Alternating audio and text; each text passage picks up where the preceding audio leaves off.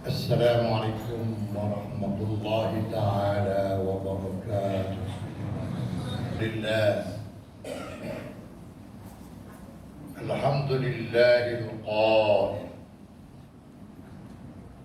ولقد صرفنا في هذا القرآن للناس من كل مثل وكان الإنسان أكثر شيء جدلا. أشهد أن لا إله إلا الله وحده لا شريك له وأشهد أن محمدا عبده ورسوله. اللهم صل على سيدنا محمد وعلى آله وأصحابه أجمعين.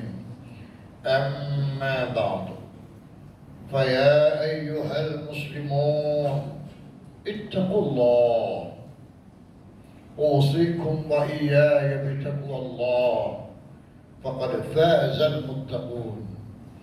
قال الله سبحانه وتعالى: يا أيها الذين آمنوا اتقوا الله حق تقاته ولا تموتن إلا وأنتم مسلمون. Muslimin sidang Jumaat yang dirahmati Allah sekalian, Marilah sama-sama kita bertakwa kepada Allah Azza wa Jalla dengan mematuhi segala titah perintahnya dan kita meninggalkan segala tegahan dan larangannya. Semoga Allah reda memandang kita dengan pandangan rahmat dan keampunannya. Amin ya Rabbal Alamin. Pada hari Jumaat yang mulia ini,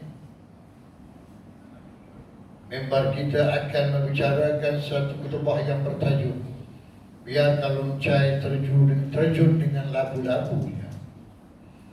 Dunia Islam sentiasa diselubungi oleh ajaran-ajaran sesat dan bertentangan dengan akidah Ahlus Sunnah wal Jamaah. Ajaran-ajaran tersebut ada yang telah lama bertapak di dalam kalangan umat Islam di negara ini. Antaranya seperti Al-Arqam atau Rufaqa, Syiah, Ahmadiyah, Qadiani, Millah Abraha, ajaran ilmu syahadah, Zikir Nafas, Islam Jamaah, Hizbut Tahrir dan lain-lain.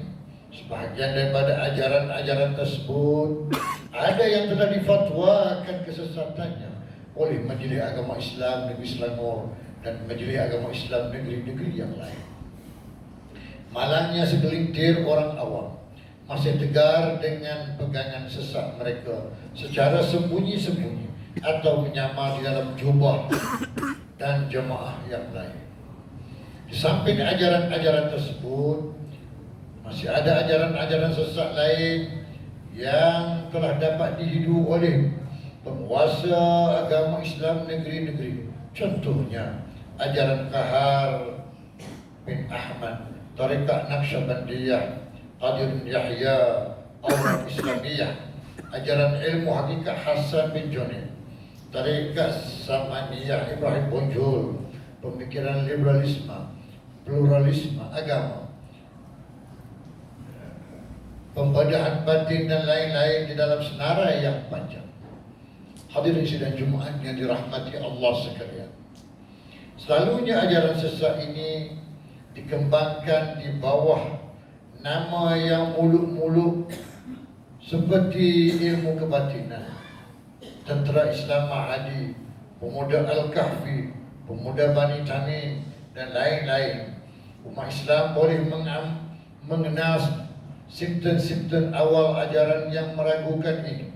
Antara ciri-ciri ajaran sesat di Malaysia yang dinilai dari sudut kesesatan akidah, syariat dan akhlak mereka adalah seperti berikut. Pertama, menokok tambah perkataan Sayyidina Ali sebagai Amirul Mukminin yang hak di dalam kalimat syahadah. Yang kedua, menolak kalimah syahadah. Solat boleh dilakukan hanya dengan niat sahaja. Sembahyang 5 waktu adalah tidak wajib, memadai dengan membuat kebaikan dan menjauhi kemungkaran. Golongan yang sesat ini akan menolak untuk berpuasa. Yang keenam, ada yang berpegang bahawa orang Islam tidak perlu mengerjakan haji ke Mekah, hanya boleh dilakukan di mana-mana sahaja. Pergi Mekah hanya untuk melihat kesan sejarah Rasulullah sallallahu alaihi wasallam. Yang ketujuh, menghina pribadi dan kedudukan junjungan besar sallallahu alaihi wasallam. Yang kelapan, menolak ijma' ulama dan qiyas. Sembilan, memahami Al-Quran mengikut tafsir sendiri.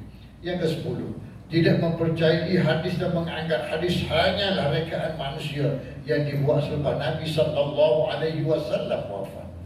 Yang ke-11, mendakwa ketua mereka sering berjumpa dan berkomunikasi dengan Allah Subhanahu wa taala dan Nabi Muhammad sallallahu alaihi wasallam serta malaikat. Yang ke-12, menganggap orang lain selain daripada pengikut kumpulan mereka adalah musyrikun dan kafirun, ahli bid'ah yang mengikut hawa nafsu. Yang ke-13, selalunya orang yang menyebarkan ajaran-ajaran sesat ini dan pengikutnya adalah terdiri daripada orang-orang yang langsung tiada asas pengetahuan agama.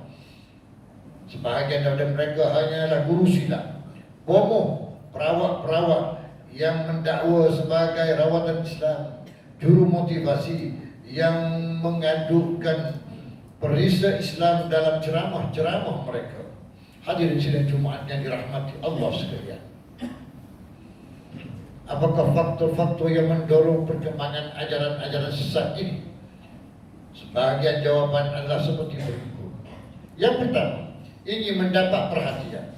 Sifat ingin mendapat nama dan perhatian mendorong seseorang melakukan perbuatan yang aneh-aneh dan sembrono asalkan menjadi terkenal dan mendapat ramai pengikut, followers dan subscriber. Nabi sallallahu alaihi wasallam mengingatkan betapa bahayanya orang yang berangai seperti ini. Ka'ab bin Malik radhiyallahu anhu berkata bahawa Rasulullah sallallahu alaihi wasallam bersabda, ma zibbani ja'iani ursila fi ghanamin wa afsada laha min harsil mar'i ala mali wasyarafi fi dinihi. Tiada dua ekor serigala lapar yang memusnahkan sekumpulan kambing itu lebih bahaya daripada agama jika dibandingkan dengan orang yang terlalu rakus kepada harta dunia dan cinta kepada kemasyhuran. Riwayat Tirmizi. Terdapat tajaan daripada tangan-tangan sembunyi sama ada dari luar ataupun di dalam. Yang ketiga, tiada mengambil ilmu dari sumber yang sah dan berotoriti. Muhammad bin Sarin radhiyallahu anhu berkata, "Inna hadzal ilmu dinu, fanzuru amman ta'khudhuna dinakum." Sesungguhnya ilmu itu adalah agama. Oleh itu, perhatikanlah daripada siapa kamu mengambil ilmu itu. Mengidap penyakit mental atau kecelaruan fikiran. Dalam hal ini Allah Subhanahu wa taala mengingatkan melalui firman-Nya dalam surah Taubah ayat 125. A'udzubillahi minasyaitonir rajim. Wa ammal ladzina fi qulubihim maradun fazadathum rijsan ila rijsihim wa matu wa hum kafirun. Apapun orang yang dalam hati mereka ada penyakit, maka dengan surah itu bertambah kekafiran mereka di samping kekafiran yang telah ada dan mereka mati dalam keadaan kafir. Menyendiri dan tidak bergaul dengan jemaah surau, masjid dan masyarakat. Orang yang seperti ini sangat mudah terpedaya dengan anasir-anasir yang menyeleweng. Ingatlah pesan Nabi sallallahu alaihi wasallam dalam hadis riwayat Muaz bin Jabal. Baginda sallallahu alaihi wasallam bersabda yang maksudnya, sesungguhnya syaitan itu adalah umpama serigala kepada manusia, sama seperti serigala yang menangkap kambing yang terpisah. Oleh itu jauhilah perpecahan dan kekalkanlah bersama jemaah, orang ramai dan masjid. Riwayat Ahmad. Muslimin yang dirahmati Allah sekalian, atas dasar amanah dan kasih sayang, Nabi kita Muhammad sallallahu alaihi wasallam bersungguh-sungguh mengingatkan kita tentang suasana gawat yang akan berlaku di akhir zaman. Sabda baginda sallallahu alaihi wasallam dalam sebuah hadis yang diriwayatkan oleh Abu Hurairah radhiyallahu anhu yang bermaksud, sesungguhnya akan datang kepada manusia tahun-tahun penipuan di mana para pendusta dibenarkan orang. Sebaliknya orang-orang yang jujur didustakan. Seterusnya orang-orang yang culas dipercayai. Sedang orang-orang yang amanah dikhianati. Puak-puak ruwai bidah pula berbicara, mengajar manusia. Seorang sahabat bertanya, siapakah dia ruwai bidah itu ya Rasulullah? Nabi menjawab, ruwai bidah itu ialah orang yang dungu, orang yang bodoh, yang berlagak pandai mengenai urusan orang awam. Riwayat daripada Ibnu Majah. Menyahut pesanan Nabi SAW yang dikasihi ini, umat Islam wajib menjauhi ajaran-ajaran yang aneh-aneh dan mengambil sikap biarkanlah loncai terjun dengan labu-labunya, biarkan. Hadirin sidang Jumaat yang dirahmati Allah sekalian. Dari khutbah yang dibacakan itu, marilah kita mengambil kesimpulan dan pengajarannya untuk dijadikan pedoman dalam hidup kita.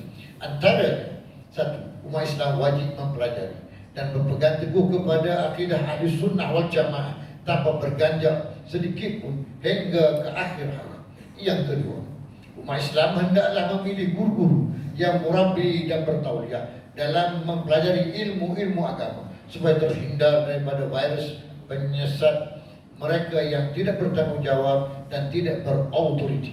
Yang ketiga, umat Islam hendaklah memilih guru yang benar-benar memahami bidang yang diajarnya supaya terhindar daripada pembohongan dan pemalsuan. Yang keempat, umat Islam janganlah terlalu gairah mencari populariti demi meraih ganjaran dunia dengan menyembur racun kesesatan dan pertopikkan agama. A'udzubillahi minasyaitonir rajim. وآمنوا بما أنزلت مصدقا لما معكم ولا تكونوا أول كافر به ولا تشتروا بآياتي ثمنا قليلا وإياي فاتقون. Dan berimanlah kamu pada apa yang telah aku turunkan, yakni Al-Quran, yang membenarkan apa yang ada padamu, yakni Taurat, dan janganlah kamu menjadi orang yang pertama kafir kemudian kepadanya, dan janganlah kamu menukar ayat-ayatku dengan harga yang rendah, dan hanya kepada akulah kamu harus bertakwa. Al-Baqarah ayat 41.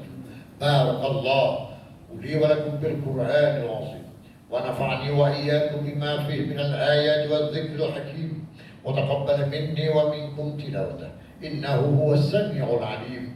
Aqulu qawli hadha wa astaghfirullahal 'azim li ولكم ولسائر المسلمين والمسلمات فاستغفروه إنه هو الغفور الرحيم.